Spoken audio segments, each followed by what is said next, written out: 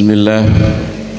Assalamualaikum warahmatullahi wabarakatuh.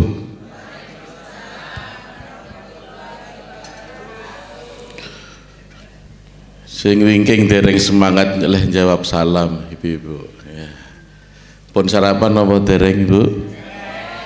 Dari kelihatan wajah-wajahnya ini kok belum sarapan gitu. Di depan ada sarapan sama kopi, monggo silahkan sambil mendengarkan pengajian. Bismillahirrahmanirrahim. Semoga pengajian kita membawa keberkahan, semangat untuk menjawab salamipun. Assalamualaikum warahmatullahi wabarakatuh.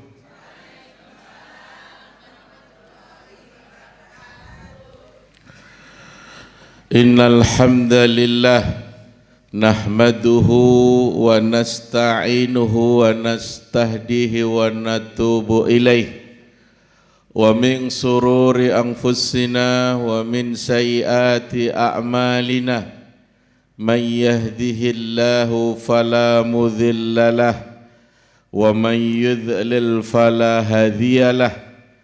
Ashhadu an la ilaha illallah wahdahu la syarika lah wa ashhadu anna Muhammadan abduhu wa rasuluh la nabiyya wa la rasula ba'dah. Balligha risalah wa adal amanah wa nasakhal ummah wa jahada fillahi haqqa jihadih. Yaqulullahu tabaraka wa ta'ala ba'da an a'udzu billahi minasyaitonir rajim. Ya ayyuhalladzina amanu taqullaha haqqa tuqatih wa la tamutunna illa wa antum muslimun. Wa qala Rasulullah sallallahu alaihi wasallam ala fil jasadil mudghah wa idza saluhat saluhat jasadu kulluh wa idzal fasadat fasada jasadu kulluh alla wa hiyal qalbu. Sadaqallahu wa sadaqa rasulul karim. Amma ba'd. Bapak Ibu jamaah pengaosan Ahad enjing ingkang dipun mulyakaken dening Allah Subhanahu wa taala. Langkung rumiyin monggo kita sareng-sareng nambahi ajrih dumateng Allah Subhanahu wa taala. Dan yang kedua menambah syukur kita juga kepada Allah Subhanahu wa taala karena pada pagi yang cerah ini Allah masih mengizinkan kita hadir di pengajian Ahad pagi di halaman Yayasan Islam Al-Ikhlas Takeran yang diselenggarakan sejak tahun 2021. Sudah 1000 lebih. Masya Allah ya. Kenapa kok ngertos? Nah, famlat itu pun di pojok itu yang kesekian, 1000 sekian. Masya Allah. Mugi-mugi pengurus pengajian dipun berkahi umuripun, diberikan keistiqomahan, dan seluruh jamaah yang hadir pagi ini dimudahkan segala urusannya. Utangi gen nggih ludang lunas, sing dang nyang ziarah ke Masjid Nabawi dan ke Mekah segera ditepati. Dan insya Allah tahun depan rombongan ya nyarter pesawat sendiri insya Allah. Karena Allah itu maha kaya, ya, maha kaya. Maka kita berdoa, namanya doa itu gratis nopo bayar Ibu? Gratis. Nek gratis yo njaluk sing paling tinggi, paling larang nggih. Nggih, kalau minta surga, mintalah surga yang paling tinggi, Jannatul Firdausnya. Maka kita memohon kepada Allah semoga jamaah di sini bisa ziarah ke Masjidil Haram, Masjidil Nabawi bersama-sama. Ya, amin ya rabbal alamin. Bapak Ibu rahimakumullah, pada pagi ini tema kita yaitu mencari sekeping hati yang hilang. Apa itu Bu? Jenengan pernah hati ini pun hilang? Oh mboten. Okay. Ya, mboten Ustadz, wong nempel wonten mriki terus. Nggih ta? Nggih. Tapi hati kita ini terkadang tidak hilang tapi terkotori dengan penyakit hati. Maka jagalah, jangan kau jagalah hati, lentera hidup.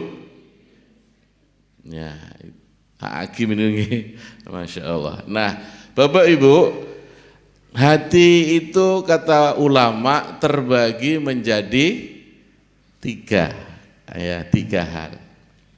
Ya, sebelum kita masuk tema Muqaddimah, hati itu kata para ulama terbagi menjadi pinten Bapak Ibu?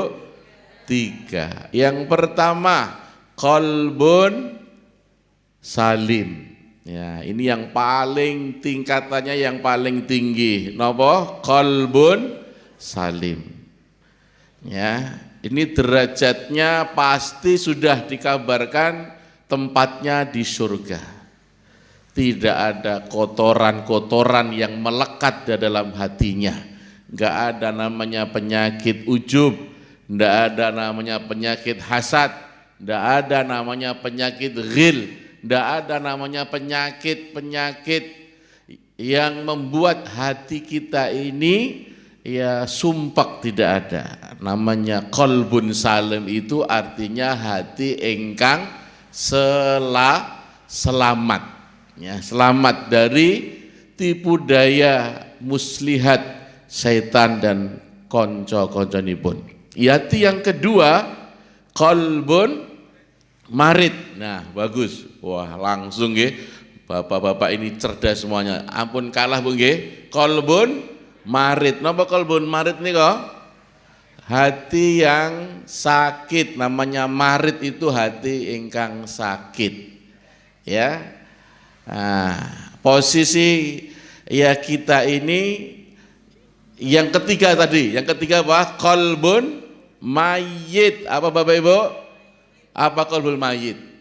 Hati sampun meninggal, wis tertutup dari hidayah. Seperti hatinya orang kafir. Ya, orang kafir enggak pernah ya pergi ke pengajian, enggak. Ya, dia menolak kebenaran, sombong dan sebagainya. Dia ingkar kepada aturan-aturan yang dibuat oleh syariat Islam.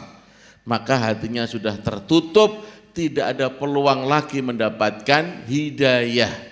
Nah, dari ketiga ini, kita ini dalam posisi yang mana Bapak Ibu? Qalbun salim, qalbun marid, atau qalbun mayit? Nah, kok jelas langsung qalbun marid. Lah alasipun napa? Kok enggak qalbun salim? Nggih Pak Ustadz, kadang-kadang nek pengaosan arep mangkat nggih malas nggih. Pernah ibu-ibu mangkat pengajian niku rasa malas pernah? Ya. Nah, ibu-ibu pernah mboten ada hatinya itu ada kotoran-kotorannya yang menempel di hati? Pernah ngerasa apa mboten Bu? Hah? Oh pernah. Sing hobi rasa-rasan bagian niki napa bagian mriki? Oh, sedaya. Nah, itu ya. Jadi kita masih dalam taraf kolbun marid, hati yang sakit. Maka Bapak Ibu di sini hadir di majelis ilmu untuk nambani napa? Nambani ingkang sakit. Nek diterus-terus dibiarkan lah kita aja jasad kita ya kadang-kadang pegel, kemudian asam uratnya kumat, itu segera tempundi Bapak Ibu mencari dokter, mencari obat biar segera sembuh. Nah ini hati tidak pernah dirasakan sakitnya ya, akhirnya terus menjalar kemana-mana, komplikasi, akhirnya menjadi kolbun mayit. Ini harus waspadai. Mumpung kita masih diberikan umur, ya rajin-rajinlah mendatangi majelis ilmu. Ya, niki siapa yang di sini nggak pernah absen untuk hadir di Ahad pagi? Enggak. Insya Allah luar biasa ya. Nah, baik untuk mukaddimah ya. Jadi kedudukan dan derajat seseorang tergantung bersihnya hatinya ya. Banyak hal Bapak Ibu yang menunjukkan akan pentingnya kita belajar hal ini. Nah, di antaranya apa? Yang pertama, bahwasanya kedudukan seseorang, derajat seseorang itu tergantung bersihnya hatinya. Oleh karenanya di antara doa Nabi Ibrahim alaihissalam dalam termaktub dalam firman Allah, wala tuhzini yauma yub'atsun. Ya Allah, jangan engkau hinakan aku nanti pada hari kiamat. Ini doa Nabi Ibrahim. Ya, jangan engkau hinakan pada hari kiamat. Yauma la yanfa'u malun wala banun. Hari yang dimana hari kiamat itu tidak akan bermanfaat, tidak bisa menolong. Dua hal yang disebutkan dalam firman Allah tadi, malun wala banun. Apa malun? Harta-harta kita yang kita simpan di bank, ya di rumah, tanpa kita infakkan di jalan Allah Subhanahu wa taala. Kemudian kita lantas meninggal, harta kita beralih ke ahli waris kita. Tidak punya apa-apa kita menghadap Allah. Malun wala banun. Dan anak-anak kita juga tidak bisa menolong. Semuanya Bapak Ibu akan dimintai pertanggungjawaban masing-masing. Kullukum ra'in wa kullukum mas'ulun an ra'iyatihi. Setiap kita akan dimintai pertanggungjawaban masing-masing, tidak ada yang diwakilkan oleh banun anak-anak kita atau menyogok dengan mal, dengan harta kita. Kalau Bapak Ibu lihat di dunia, di pengadilan dunia, bisa enggak kita itu dengan uang kita menyogok ke Pak Jaksa? Bisa enggak? Bisa.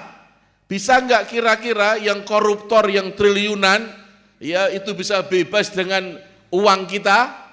Bisa, tapi di hadapan Allah tidak ada yang bisa kita andalkan. La yanfa, tidak akan bisa menyelamatkan kita, harta kita, dan anak-anak kita. Maka doa Nabi Ibrahim, wala tuhzini yauma yub'atsun. Ya Allah, jangan kau hinakan aku pada hari kiamat kelak. Berikan kemudahan ya Allah, berikan naungan kami nanti di hari kiamat. Inilah doa Nabi Ibrahim. Padahal Bapak Ibu, Nabi Ibrahim itu termasuk ulul azmi, kekasih Allah Subhanahu wa taala. Kita aja belum ya dikatakan kekasih Allah. Kita aja masih hatinya masih sakit, gini apa nggih? Maka kita berusaha, ya berdoa, ya doa kita tentunya akan dimudahkan pada hari kiamat dan diringankan hisabnya nanti pada hari kiamat. Bapak Ibu rahimakumullah. Ya. Kemudian di antara ya juga ditegaskan oleh Nabi SAW dalam hadis Abdullah bin Amr bin As. Qila li Rasulillah SAW, ainasin afdal. Sahabat bertanya kepada Rasulullah, ainasin afdal. Ya Rasulullah, siapa manusia yang paling afdal? Ya, yang paling utama ya Rasulullah. Ya, ini sahabat bertanya tentang orang yang paling afdal. Mereka ingin tahu Bapak Ibu, siapa orang yang paling utama, orang yang paling afdal. Agar apa? Agar para sahabat ini bisa menjadi orang tersebut. Bukan hanya sekedar bertanya, tapi bagaimana saya bisa menjadikan orang yang dikatakan oleh Rasulullah menjadi manusia yang paling afdal. Nah, kita tahu pertanyaan-pertanyaan sahabat kepada Nabi bukan hanya untuk wawasan. Jadi Bapak Ibu hadir di sini, di pengajian ini niatnya dari rumah adalah untuk tholabul ilmi. Man salaka thariqon, sing sapa wong mlaku wonten panggilan dengan niat tholabul ilmi, sahalallahu lahu bi thariqon ilal jannah, maka Allah mudahkan jalannya menuju surga. Bapak Ibu, maka niatkan sebelum melangkah, sebelum keluar dari rumah, tajdidu niyatakum, perbaiki niatnya. Niat insun golek ilmu, niat insun golek napa melih? Menyambung silaturahmi. Maka slogan di sini berburu ilmu, menyambung silaturahmi. Nah, Masya Allah. Nah, maka lingkungan yang baik ini juga akan memberikan syafaat, ya akan menarik. Siapa dulu ya di samping saya ada ibu, ya rutin pengajian. Kok di surga ndak ada? Oh ternyata ketinggalan di neraka. Maka bisa ditarik. Karena apa? Lingkungan yang baik, bi'ah hasanah. Ya, maka nah, lanjutkan. Sahabat tadi bertanya tentang afdhalun nas. Maka Nabi menjawab, siapa manusia yang paling afdal? Perhatikan jawaban Nabi Muhammad SAW. Kullu mahmumil qalbi sududul lisan. Sudukil lisan. Ya. Kullu mahmumil qalbi sudukul lisan. Yaitu apa? Orang yang disapu atau dibersihkan hatinya, wasudukil lisan, dan jujur lisannya, tidak pernah bohong.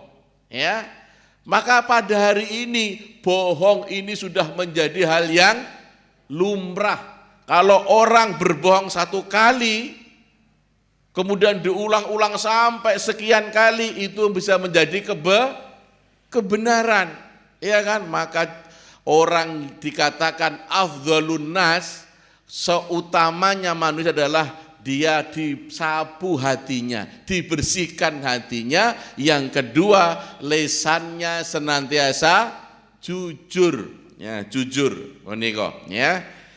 Lalu para sahabat bertanya lagi, nggak puas sahabat itu kalau mencari ilmu itu, kalau nggak bertanya nggak puas. Sahabat bertanya lagi, ya Rasulullah, orang yang lisannya jujur, sudukil lisan, kami itu faham ya Rasulullah.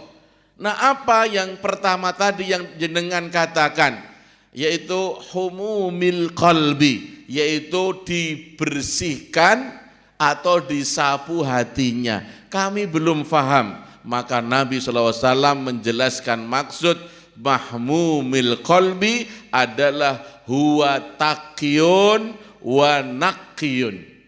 Huwa taqiyun wa naqiyun, yaitu hati yang bertakwa, yang bersih. Nah, itulah humumil qalbi, dibersihkan hatinya. Maka Bapak Ibu, kalau Bapak Ibu ini menyapu halaman setiap pagi, kira-kira bersih apa mboten? Bersih. Apalagi Bapak Ibu 5 kali dalam sehari, kira-kira bersih apa bersih? Bersih. Maka syariat Islam menurunkan sholat 5 waktu agar hati kita itu bisa menjadi bersih. Jangan hanya sholatnya, hanya sholat Jumat tok, nggak ada sholat 5 waktunya. Ya, ada yang KTP-nya Islam tapi sholatnya hanya setahun 2 kali, Idul Adha sama Idul Fitri. Ada nama mboten? Ada tiang takeran. Oh sanes. Ya niku.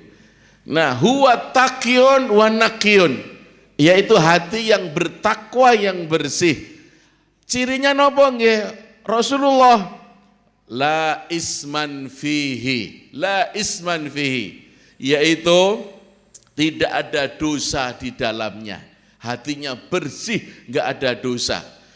Wala baghya, dan tidak melampaui batas. Wala ghil, apa ghil menika? Tidak ada dongkol, kedongkolan. Nek bahasa takarane pun dongkol menika napa? Mangkel atinipun. Jenengan pernah atiku mangkel, pernah Bu? Pernah di hadapan suaminya. Oh, ya.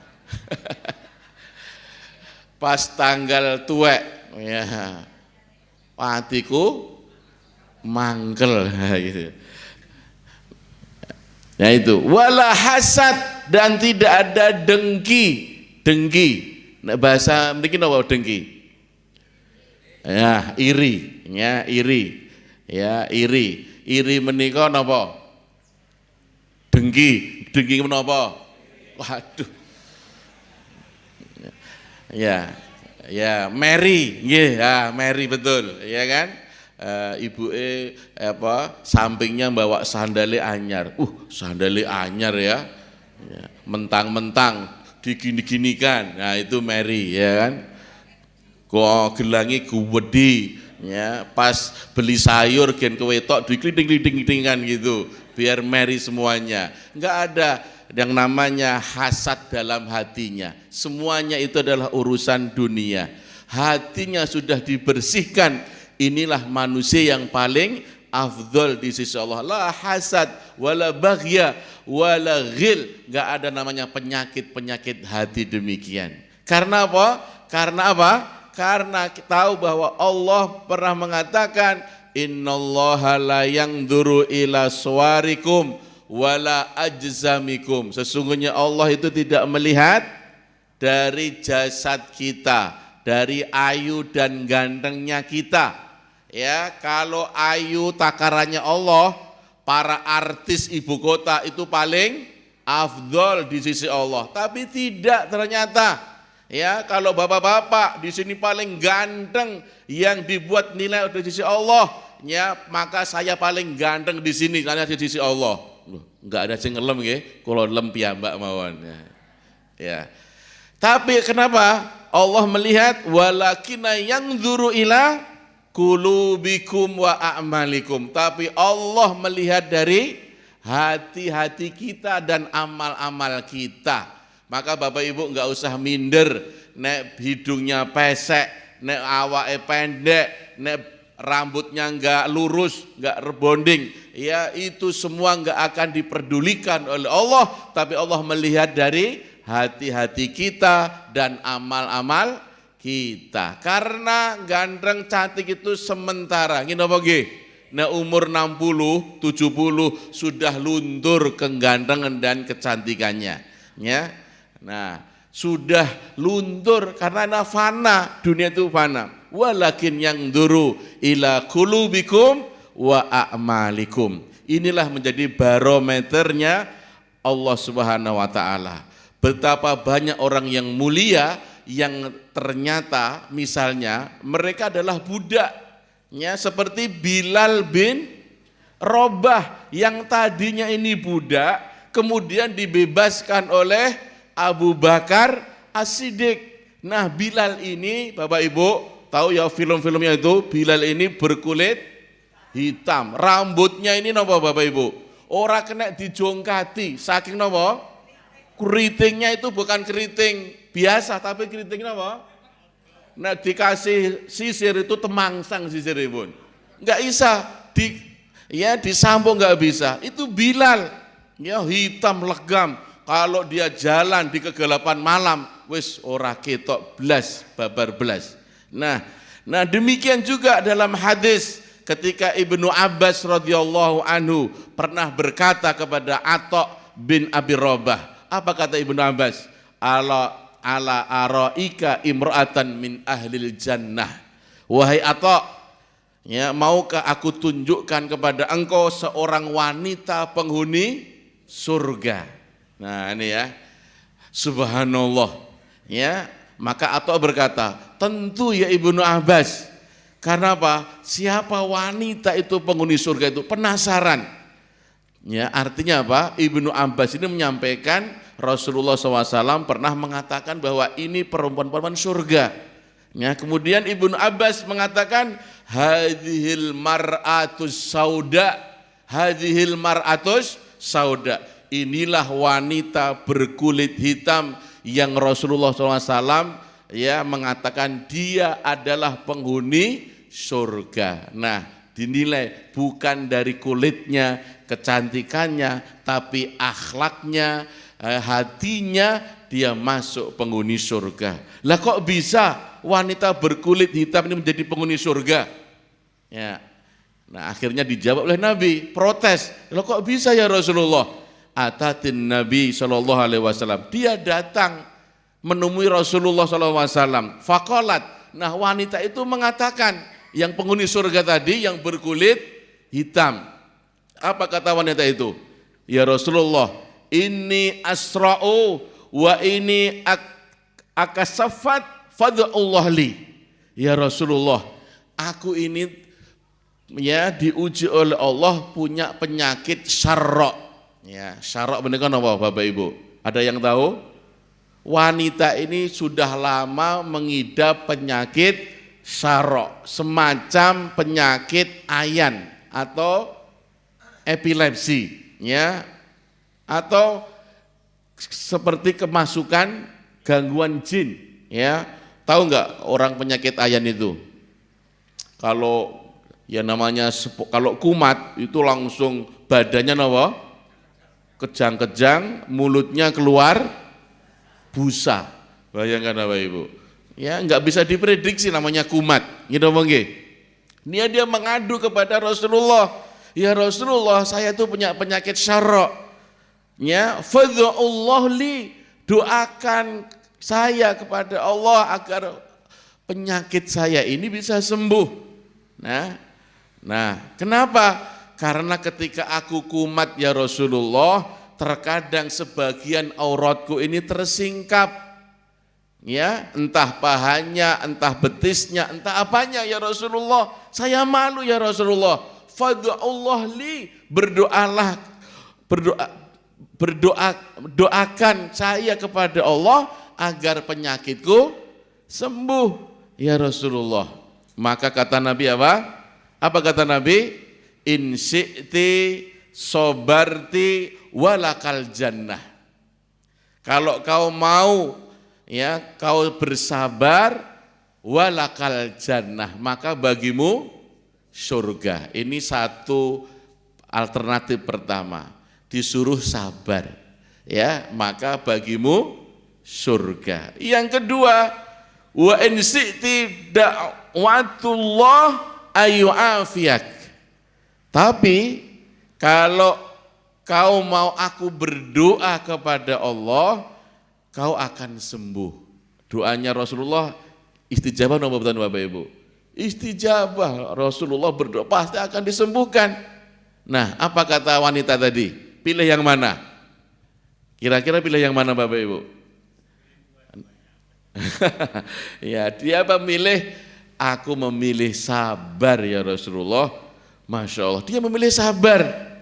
Sabar karena walakal jannah, dia mendapatkan surga. Maka dikatakan ya hadhil mar'atus sauda ahlul jannah.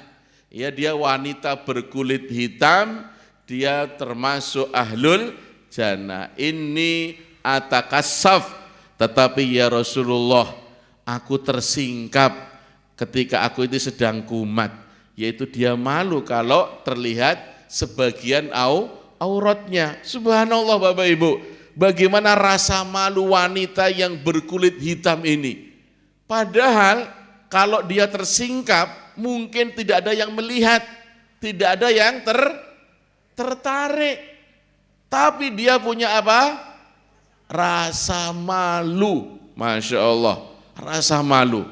Bapak Ibu melihat kondisi di akhir zaman ini, bagaimana wanita-wanita akhir zaman, ya tiktokan, ya di HP joget-jogetan, ada yang mengumbar auratnya, ada, ya banyak, ya pas kita lagi melihat video ceramah ada iklan wanita, ada iklan-iklan di baliho-baliho itu para wanita, ada Bapak Ibu, ada. Karena apa? Karena sudah tidak ada rasa malu, padahal mereka ini adalah ya wanita-wanita yang betul-betul yang menjual kecantikannya. Ini wanita yang berkulit hitam, tidak ada peluang orang ingin melihat, tertarik dengannya, tapi dia punya rasa malu. Apa kata Nabi? Idza lam tastahi fasna masyita. Apabila kalian tidak ada rasa malu, maka berbuatlah sesuka kalian, ya kan? Sesuka kalian. Maka mereka ini berbuat sesukanya, meluapkan hawa nafsunya. Tapi ingat, kalau wanita punya rasa malu seperti ini, menjaga auratnya, maka dikatakan ahlul jannah. Ya, Masya Allah, ahlul jannah.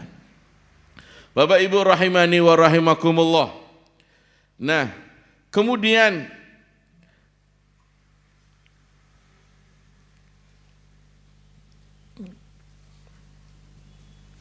dalam hadis yang lain juga diterangkan, ya, bahwa ala fil jasadil mudghah, ya, ala fil jasadil mudghah. Ketahuilah di dalam jasad ini ada yang namanya mudghah, segumpal darah.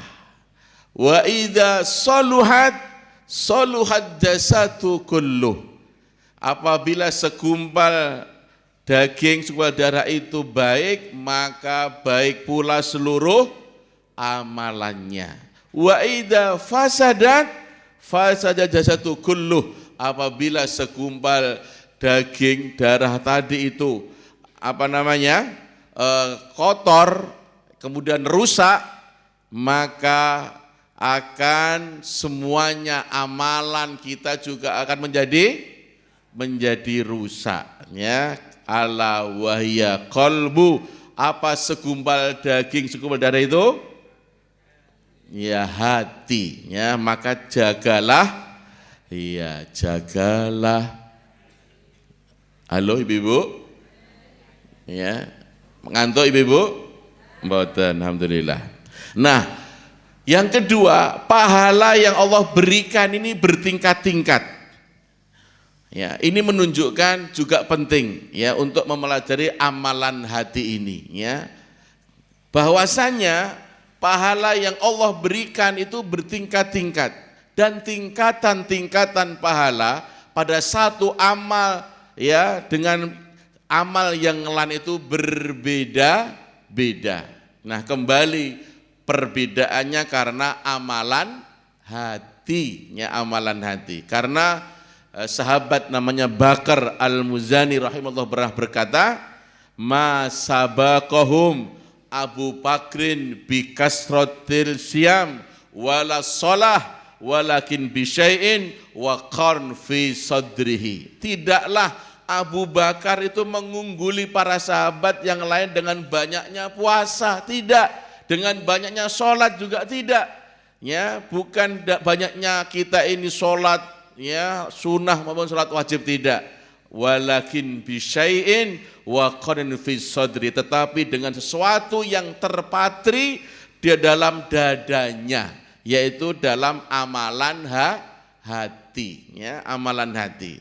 Jadi yang paling penting adalah kita membersihkan hati kita. Sebagian ulama juga mengatakan alladzi waqar fi sadrihi wa huwa hablullah, yang terpatri dalam dada ini adalah dia mencintai Allah Subhanahu wa taala. Demikian juga Fatimah bin Abdul Malik, yaitu istrinya ya Khalifah Umar bin Abdul Aziz rahimakumullah taala. Telah ya suaminya meninggal dunia. Dia ditanya tentang suaminya, amalan suaminya. Kok sampai-sampai harum ya, harum kuburannya. Itu apa amalannya wahai ya Fatimah? Maka dijawab oleh istrinya, wallahi maka nabi aktsarin nas sholatan wala bi aktsarihim siaman. Demi Allah, suamiku Umar bin Abdul Aziz ini bukanlah orang yang paling banyak sholatnya, bukan orang yang paling banyak puasanya, bukan yang paling banyak sedekahnya, tetapi apa? Walakin wallahi ma ra'aitu ahadan akhwallahu min Umar. Tetapi demi Allah, aku tidak pernah melihat seorang pun yang lebih takut kepada Allah Subhanahu wa taala melebihi Umar bin Abdul Aziz. Masya Allah, takutnya kepada Allah Bapak Ibu. Ketika kita ini mengulur waktu sholat, takut kepada Allah. Ketika kita ini dalam transaksi jual beli di pasar, misalnya mau mengurangi timbangan, oh ada Allah yang mengawasi. Ketika ibu-ibu dipancing untuk ghibah berjamaah, oh dia takut kepada Allah, langsung mingkem karena Allah maha tahu. Inilah yang dikatakan akhwafullah, takutnya kepada Allah. Kemudian tingkatan pahala sholat, di antaranya ketika Rasulullah SAW berbicara tentang pahala sholat, kata Rasulullah apa Bapak Ibu? Inna rajul la yasrafu mama kutiba lahu illa usrun sholatihi tus'uha thumunuha sub'uha sudusuha khumsuha rubu'ha thuluthuha nisfuha. Tidaklah seseorang selesai sholat kecuali tidak seluruh amalan sholatnya dia dapatkan 100% pahala. Tidak Bapak Ibu sekalian, fulan ini dengan fulan ini berbeda mendapatkan pahala sholatnya, tergantung apa? Amalan hatinya. Illa usrun sholatihi, tetapi dia mendapatkan catatan pahalanya cuma 1/10 sholatnya. Ada yang 1/9, ada yang 1/8, atau 1/7-nya, atau 1/4-nya, atau 1/3-nya, atau setengah sholatnya. Berbeda-beda sesuai tingkatan amalan hatinya Bapak Ibu sekalian. Maka sholat ini adalah bagaimana ketika kita ini khusyuk di dalam sholat kita. Kata para ulama, kenapa demikian? Karena perbedaan pahala sholat ini kembali kepada kekhusyuan. Semakin seorang khusyuk di dalam sholatnya, maka semakin tinggi pahalanya. Maka inilah dalil bahwa tingkatan pahala ini tergantung dengan amalan hatinya Bapak Ibu sekalian. Kadang-kadang ada orang ya dalam sholatnya Allahu Akbar, Alhamdulillahi Rabbil Alamin Ar-Rahmanir Rahim. Makmumnya atau imamnya terkadang ini apa? Makmumnya ini sudah melayang-layang pikirannya. Gini apa nggih? Kadang di kebun, kadang di pasar, kadang di pundi Bu? Kadang ada bapak-bapak ini kunci motornya hilang, temunya di mana? Wah, di sholat, habis salam, enggak zikir, langsung alhamdulillah kunciku. Padahal itu musibah, itu godaan setan ya. Maka kekhusyuan sholat. Yang terakhir, jam berapa ini? Hadis tentang bitokoh, ya, yang terakhir. Hadis tentang bitokoh. Bitokoh menika apa Bapak Ibu? Ada yang tahu bitokoh? Buku catatan, ya, buku catatan. Ada yang di sini bawa buku catatan? Wah, berarti ini yang rajin-rajin ya. Qaidul ilma bil kitabah. Ikatlah ilmu itu dengan menulis ya, biar tidak lupa. Ya, nanti ditanya oleh ya anaknya, "Bu, tadi pengajiannya isine nopo?" "Mbuh." Nah, itu ya, lupa semuanya ya. Nah, ini hadis bitokoh. Kemudian dalam hadis yang masyhur, yusahu birrajulin min ummati yaumal qiyamah, dipanggillah seorang dari umatku pada hari kiamat. Ya. Fayunsyaru lahu tis'atun wa tis'una sijilan. Kemudian dibentangkan baginya 99 catatan kemaksiatan. Jadi nanti Bapak Ibu ketika dibangkitkan semua manusia, digiring kepada mahsyar, dipanggillah satu-satu ya oleh Allah. Kemudian fayunsyaru lahu tis'atun wa tis'una sijilan, dibentangkanlah 99 buku catatan kemaksiatannya. Ya, waktu di sini. Loh, kok tahu semua ya Allah? Apa ada CCTV-nya? Lebih canggih daripada CCTV. Lebih canggih semuanya. Ya, jenengan mau sembunyi berbuat maksiat di kolong jembatan, tahu Allah Subhanahu wa taala. Kullu sijilin maddal bashar, setiap catatan sejauh mata memandang. Bayangkan, satu catatan dibentangkan panjangnya sejauh mata memandang, panjang sekali. Itu isinya dosa, semuanya dosa Bapak Ibu sekalian. Sampai kita ini khawatir, sedih, ya Allah, apakah saya enggak selamat ini, enggak selamat. Sedih nih yang dipanggil oleh Allah Subhanahu wa taala. Isinya maksiat terus, ya. Maka dia menyangka dia akan binasa, dia akan masuk neraka. Kemudian kata Allah Subhanahu wa taala, sesungguhnya engkau memiliki satu kebaikan di sisi kami. Maksudnya di sisi Allah, ya. Maka oleh Allah dikeluarkan satu kartu, satu bitokoh yang bertuliskan apa? La ilaha illallah, kalimat thayyibah. Betul, kalimat thayyibah. Dalam hadis yang lain, man akhira kalamuhu kalimatan la ilaha illallah dakhalal jannah. Sing sapa wonge akhir hidupnya mampu mengucapkan la ilaha illallah, masuk surga. Inilah rahasia kalimat la ilaha illallah. Maka digondeli kenceng kalimat la ilaha illallah. Fa'lam annahu la ilaha illallah. Pelajari, bukan hanya sekedar dilafatkan. Fa'lam di sini adalah kata perintah, kata fi'il amr untuk mempelajari, belajar makna kalimat thayyibah. Wahadil bitaqah ma'ahadis sijilat. Ya Allah, apa pengaruhnya kartu ini dibandingkan dengan 99 catatan amal kemaksiatan yang setiap catatan itu gulungannya dibentangkan, maka sejauh mata memandang. Ya Allah, ternyata dosa saya begitu banyak. Bapak Ibu, ya, betul enggak kita itu punya dosa banyak? Betul? Ya, Masya Allah. Maka banyak-banyak bertaubatnya. Ya Allah, apa bandingannya dibandingkan dengan kartu kecil yang bertuliskan kalimat la ilallah? Maka dikatakan kepadanya, innaka la dzullam, engkau tidak akan dizolimi pada hari ini, pada hari kiamat. Maksudnya apa? Engkau akan diselamatkan. Ketika ditimbang, Bapak Ibu, ketika ditimbang, ya, di satu kartu yang bertuliskan la ilallah dengan 99 kartu, yang satu kartu dibentangkan sejauh mata memandang, isinya apa? Dosa, ghibah. Kenapa nggih? Banyak sekali itu. Tapi lebih berat satu kartu yang bertuliskan la ilaha illallah, Masya Allah, ya. La tudzlam, engkau tidak dizalimi. Ternyata lebih berat timbangannya satu kartu ini, dan ini luar biasa. Dan kita tahu setiap orang Islam punya kartu ini.